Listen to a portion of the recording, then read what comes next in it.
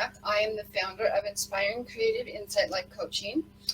And the reason I founded this is to help people in healing their souls and from anything that's really keeping us back and letting us move forward in life. And a lot of times we have experiences that in our lives that some might be okay with and others might suffer with, but we never know. And what my intention is to do the best I can to help people just heal whatever's not right, figure out what's, their personal truth so that they can move forward.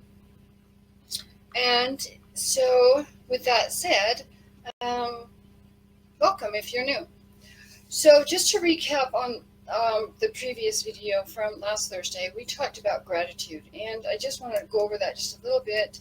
And in case you haven't seen it, go back and watch it if you're interested. But gratitude, to me, keeping a journal, like a gratitude journal of the things that are around us, and it brings us more attention on a conscious level of the things that we are fortunate to have: our homes,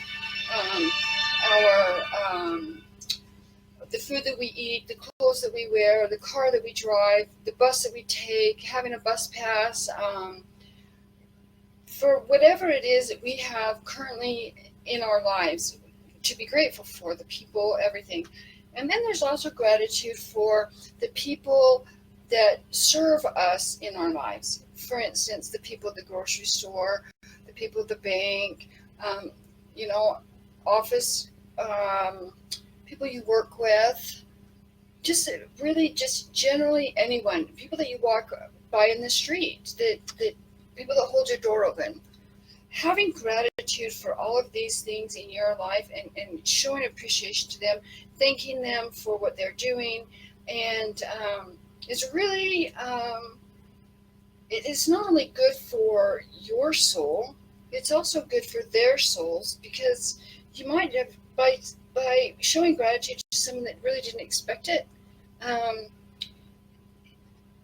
it kind of, we all, when we are appreciated and somebody expresses gratitude, it makes us feel good and it wants us to do more of those good things. So perhaps your expression of gratitude is going to hopefully bring in the same response to another individual, and they're going to want to go forward and do the same thing. And it just might be that one thing, that one good thing that anybody had, that person had in their whole day, that they noticed, and it might be what carried them through the rest of their day or gave them hope. You just never know what the impact will be, but always hope for the best. And if you say, if you show appreciation and gratitude, when you show gratitude, someone just kind of barks back at you, well, you know what? At least you showed the gratitude, and it's still there. They still remember it, and later on, they're probably going to think to themselves, God, well, I wasn't very nice, or hopefully it'll change their disposition in some fashion. But anyway, just to recap on gratitude, just always, it's good for us to always be aware and be grateful for the things that are around us. And so now I'm so excited. Tonight's topic is one of my favorites, my new favorites. It's actually my new favorite. And because we are living in a world today where we're mostly in our heads. We have these conversations and these dialogues going on in our heads, and most often they're really not truly what's going on in our environment. They're just what's going on in our heads. And because it's not the truth that's going on in our environment, because we can't be right here paying attention to everything that's going around, we miss a great deal in our lives. We miss out on so much by just being in our heads. And it's not anything, we all do it. We all do it. And while it's unfortunate, as long as we are paying attention to it, then, we can make some changes. It doesn't mean that we might eliminate it permanently, but we can eliminate it and try to control it as much as possible. And as we start to do this, you start to see not only the changes in your thoughts, but it also changes your environment. And so I just want to ask a question. Um, I mean, are you aware that the things, the thoughts that you have create the feelings that you have? Everything that we think in our head creates the feelings that are expressed within our bodies. And so, and it's true. Thoughts, what we think, thoughts create our feelings. And then our feelings, what we feel inside, drive the actions that we take. And then obviously the actions that we take create the results in our life. So if you're in a situation where you think you're happy and content with everything in your life, that's great. And know that the thoughts that you had about the situation created the feelings in your body, which created the action and gave you the result. So let's say, even if you're having a crappy day, I mean, it's just a horrible day, you don't even understand, why am I feeling this way? What's going on with me? The best thing to do is just ask yourself, what was I thinking? What was I just thinking? Or if something in your life's not going the way you wanted it to, the way you're planning it to, really look at what your thoughts are. Are you living and functioning more in fear, or of what you don't have, instead of focusing on the positive of what you're trying to achieve? Or um, what is it? And people are like, huh? Well, I mean, I didn't understand it at first, but then when you're trying to strive for something, and there's always those times when our thoughts just will spiral, and just like our lives will just spiral. It spirals you into a never-ending pit of assumptions. Our thoughts can make us crazy, and if we just let them go in certain circumstances, it puts us into a pit of assumptions. And we all know that, when we assume things, what? You make an ass out of you. And I struggle with the part of making an ass out of me, assume making an ass out of you and me. I struggle with the me part, because it wasn't me that did it. It was an assumption on somebody else's part. So it really doesn't affect me unless I let it affect me. But nonetheless, it just, in worst case scenario, it makes an ass out of you. Well, even if you're expecting the most, you're going to get the least, and you don't understand why. Or if you're expecting the least, you get the most, and you weren't prepared. So it's always better to just try your hardest to not let your thoughts start to spiral in any direction, and just really pay attention to what's going on around you.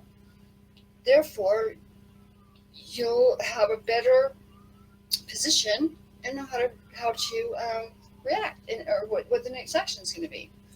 And so, I mean, sometimes it's easier said than done, and I agree completely, because I've been sometimes I struggle with it on my own, and I've learned that even though my actions,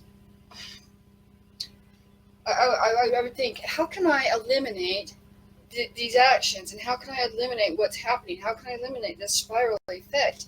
And I just started taking some time and learning some certain steps, and figuring out what was going on and why I was thinking these things. And sometimes you're not even aware that you're thinking them.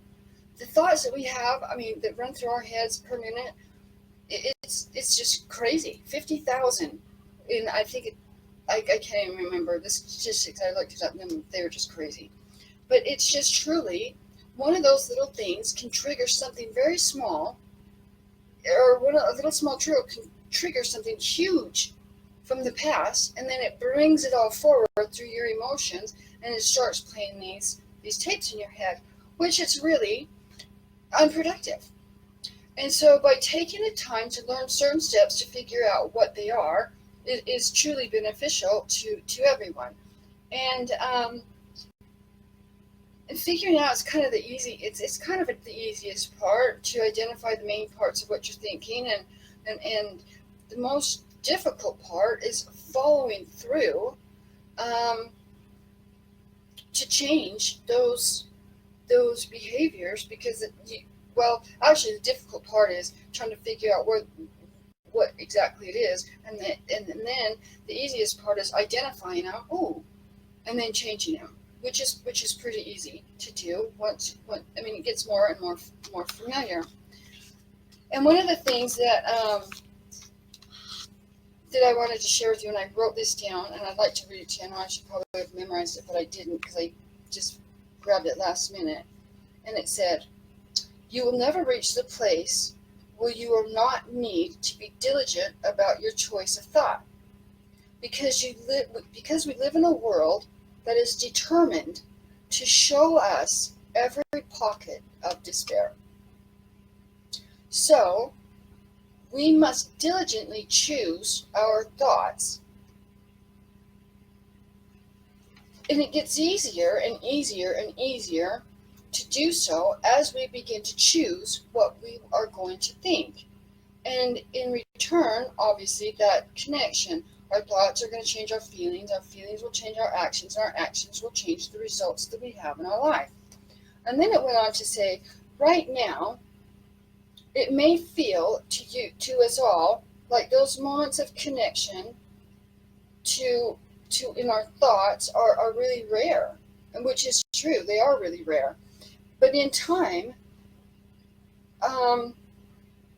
there'll be moments in time when the connections just start to feel so normal by paying attention to them, that soon you're going to be more aware of when the negative thought patterns happen. Rather, it will just. So what happens is this shift happens, and then all of a sudden you're in this really great flow, and then you're more aware of when those negative thought patterns come out of nowhere that are happening right now, because you got into a place where when it's disconnected, you'll catch those disconnections of where we kind of are from reality. You'll start catching when you start to drift off and become disconnected from what you truly want and what's truly going on. And I hope this makes sense. So let me just repeat that. As you start to recognize your thoughts and your feelings, you start lining the two up with your actions and your results. Once you want something different, once you start shifting your thoughts and coming more in tune with the positive thoughts and the things that you want, and seeing them coming about in your life, and really, if it's a situation with another person, then you start asking questions for clarification. All of this stuff starts to shift, and you're not left with these spiraling assumption thoughts that just put you in the pits of despair and disagreement. And then one other thing I wanted to share, by engaging in this genuine discipline, yes, it's going to require that we develop the ability to take action on our thoughts and to monitor them, but it's going to be much easier if we try to just when I just tried to stay in my, tried to focus on my thoughts, and it drove me crazy. But then I started paying more attention to my feelings. What am I feeling? What's going on inside of me? And this was really good, because for a couple of years I just didn't feel anything. And there was a point, there was about a month or two in the past year that I just wasn't feeling anything. Nothing. Well, I would feel it, but I didn't feel it. I wasn't genuinely feeling in my heart. I mean, I was experiencing things, and I'd have reactions to it, like chuckle or whatever, but I truly wasn't feeling, because I wasn't paying attention to them. I wasn't allowing myself to feel certain things. And so once I started to do this, and you have to be diligent, I pay more attention to what I'm feeling than what I'm thinking, because your feelings are what are most important. Because well, they're both important, but if you pay attention to what you're feeling, then you're able to recognize, oh, whether you remember the thought or not, because sometimes I could not even connect with the thought or remember what I was thinking because my mind would just race so much. But I would just pay attention to my feeling. If I was feeling off or discomfort or anything other than what I wanted to be feeling, I would have an instant thought. I wrote down an an affirmation that a list of them that brought me to the place where I wanted to be. Now, obviously, if we're feeling upset, or we're feeling, say you're in a level of depression and you want to feel bliss, there's absolutely no way that we can get from here to here because we're only this big. There's just no way. But if you start talking to yourself, and gradually you'll start to move up. It's almost like, appreciating things in your life, which makes your life more good, more pleasant for you to be in. But what I'm talking about is, wow, I'm not feeling, here's an example, I'm not feeling very well. That's an uncomfortable feeling. I really don't like that. So I know I'm not feeling very well, and I'm going to change that because it's very important to me that I always feel my best. So I really am going to work hard. I'm working really hard, or I'm paying really close attention more to my feelings and my thoughts than I ever have before, so that more positive feelings and more positive thoughts come. I experience more of a better feeling through my more positive thoughts. I'm getting better at this all the time. I can feel the difference in the shift within myself of how it's improving. I'm feeling much better right now, and I'm so glad I took the time to really pay attention. I'm really feeling happy now. I'm feeling much better. So when you gradually talk to yourself, but this happens in you, externally, those are short-lived. But, in order for us to really get to know ourselves and to truly grow in life, we have to it works better if we bring that joy from inside out. Because no matter, you can be at the greatest event ever and just be miserable as hell, or you can be in a situation that's miserable as hell and be happy. It's up to you. We get to choose these things. But if our inner being, if our happiness depends on outside circumstances, we're in a lot of trouble. And so by learning how to shift, recognize your feelings, and creating new thoughts in your head, you can be happy anywhere.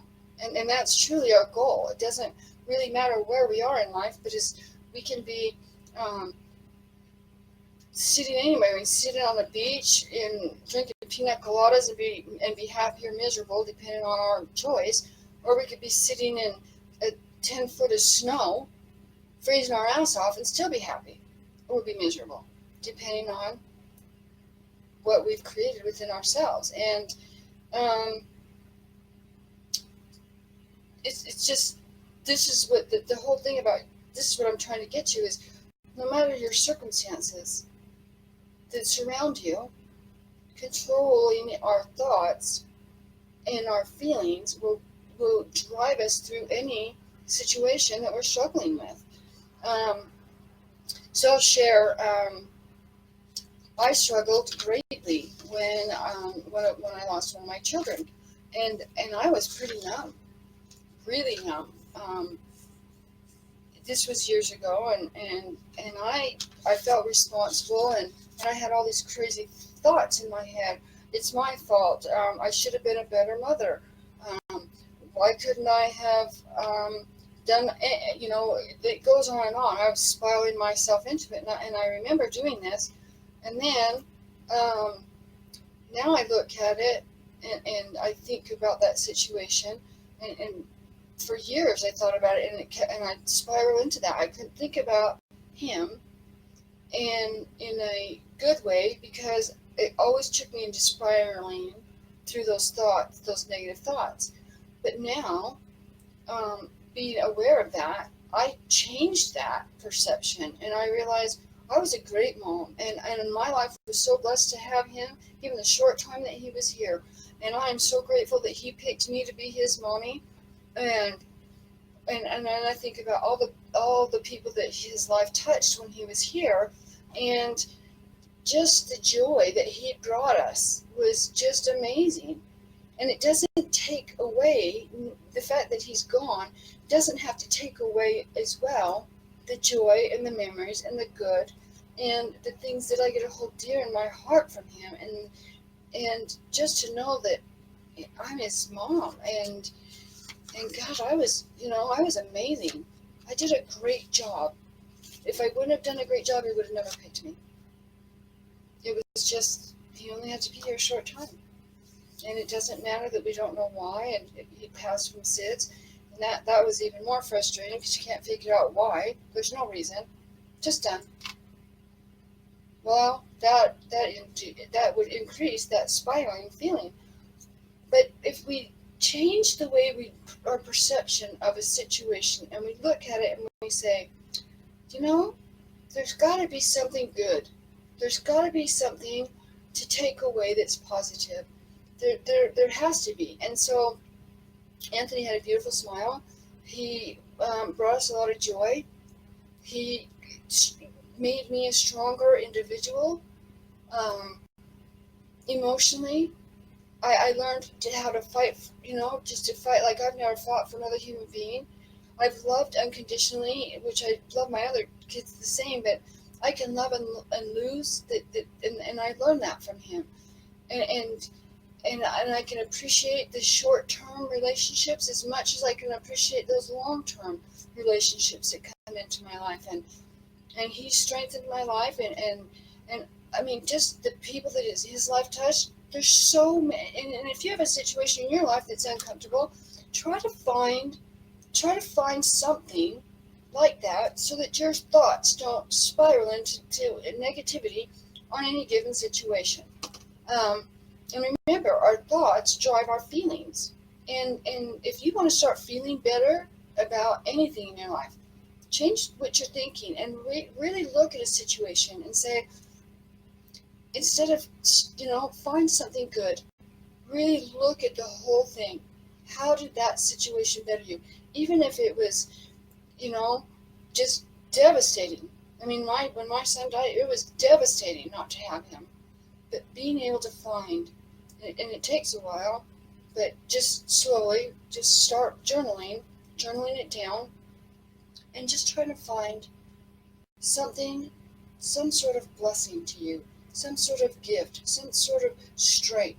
What did it teach you? What did it do for others? And once you start going, I'm telling you, once you start writing this stuff down, download this. There's a PDF here. Download this and just start my feelings and write down your feelings. And then write down here, I affirm my feelings to be.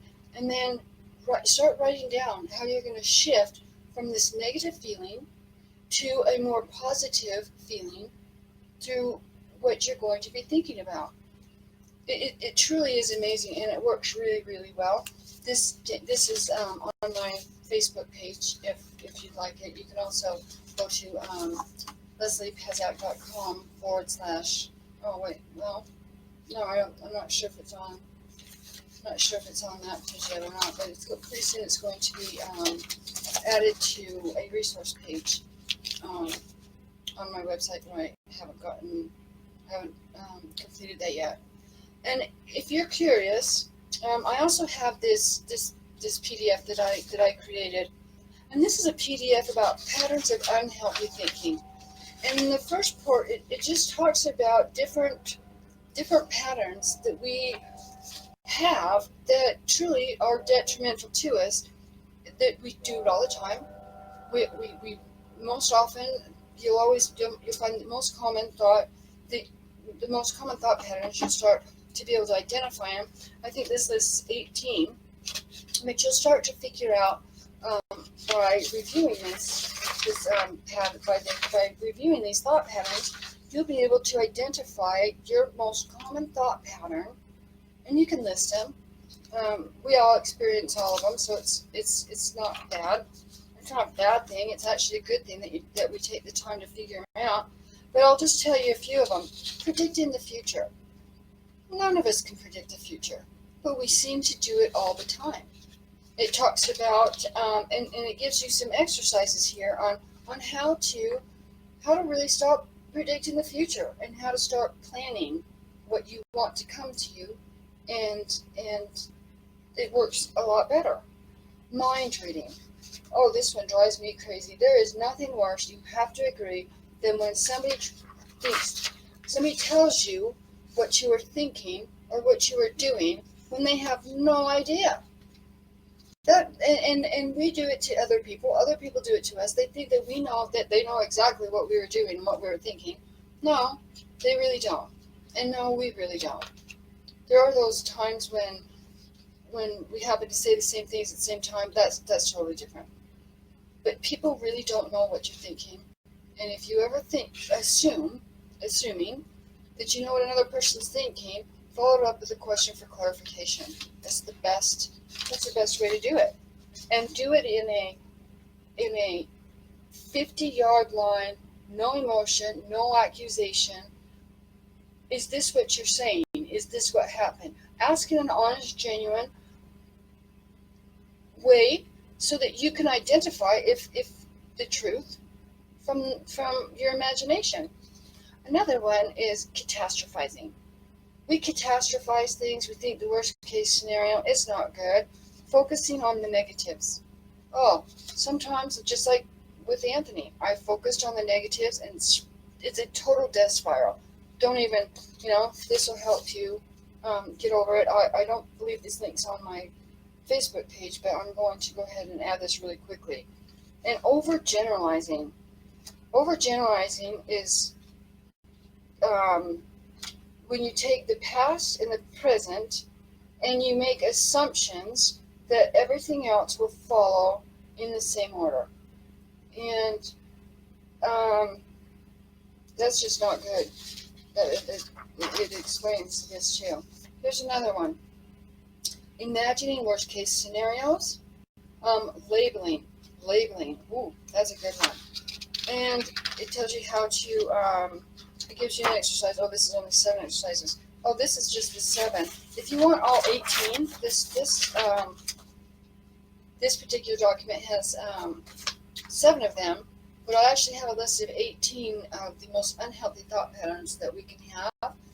And sometimes, if you're a hypochondriac, don't overanalyze it. Really, don't overanalyze it. But if you're curious, just browse through it. But don't. I hope that you just don't oh, that's me. Oh, that's me. Ooh, that's me. Kind of. This isn't to blame or shame anyone with their thought patterns, because there's no blame, there's no shame, there's no guilt. This is an opportunity for you to just really look and take advantage of the situation to say, I really want to know more about myself. Not because to solidify negative things, but to contradict them, to better understand them, so that when you go forward, you're empowered with this knowledge and make different choices in the future. And it's just amazing how all of this stuff works. And we've all heard TBD, to be determined. Well, with your thought processes and your engagement in learning more about what you're thinking, how you're feeling, and this stuff, don't leave it TBD. Don't leave it to be determined. Try a TBE. That's my new thing. It's not TBD, it's TBE. To be expected. To be expected. Not to be determined, but to be expected. What do you expect your life to look like? And how are you going to make that happen? We live in a world right now, people are becoming more aware, consciously aware of their abilities. And things are coming into people's lives because they're believing without any sort of doubt and manifesting things And it doesn't matter what your belief systems are, if you're religious, spiritual, not anything, no, non-denominational, it doesn't really matter. We all came from the same place. We're all going back to the same place. And they are really opening up to us and giving us huge opportunities to grow as a human society, because they know, our higher divine. I mean, they're compassionate, and they know that we are struggling here with life, and they're opening up some opportunities and some blessings to us that we really can and should become more aware of, so that we can do and live a greater, better life. It doesn't mean change your religion. It doesn't mean anything. Talking to somebody earlier, I asked them, are you? They had a certain religion. If you don't believe in it, and it doesn't make you happy, then don't stick with it. Don't do something that doesn't make you happy. If it's not making you happy, fix it. Fix the situation, or fix a way to be happy in it. And God, don't go out and start getting rid of your partners or anything because your relationships aren't working, because those are so fixable. So fixable. Divorce is crazy. In some cases, yeah, it probably needs to happen, but it's not necessary. Everything is, as long as both people are working and willing to work this out and stop going off in their own little heads, you can come to a place of understanding. When you come to that place of understanding, then you get to make adult big decisions. I've never known anybody that I know I'm off on a tangent, but nobody goes to divorce court saying, I'm happy, I'm so damn happy, I'm having such a great time, I need out of this, because if I don't, I'm going to laugh any harder, my gut's going to explode. No. It's most often because they're misunderstood, because they themselves don't understand what's going on within them. And when we don't know what's going on within us, we surely can't know what's going on within other people. We can't make anybody happy. They have to make themselves happy. And we can't allow somebody else to make our happiness. We have to make our own happiness. And we do that by paying attention to what we're feeling and what we're thinking and what we want, and creating the life that we want to live. So I know I'm over that time, and I apologize. I think I'm like 4 or 5 minutes over. But this was really important to me because I'm really excited about sharing this information, and I hope that it serves you in some capacity, because it's really fun. It's really a fun thing. Start by just with anything really small, and just watch all of this goodness start coming towards you. Start with one little thing. Just change your attitude about one little thing and that you want, and just watch it come into your life, because that's why we're here. God didn't put us here. Your divine didn't put you here. Your higher power, or whatever you believe in, whatever you call where you came from, that's totally individual. Your belief system is totally individual. Whatever it is that you believe, they so love us, and they don't know right or wrong. They're not supposed to.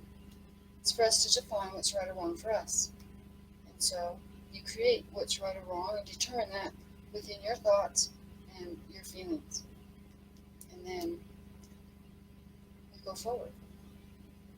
And remember, there's a reason that your windshield's larger than your rearview mirror.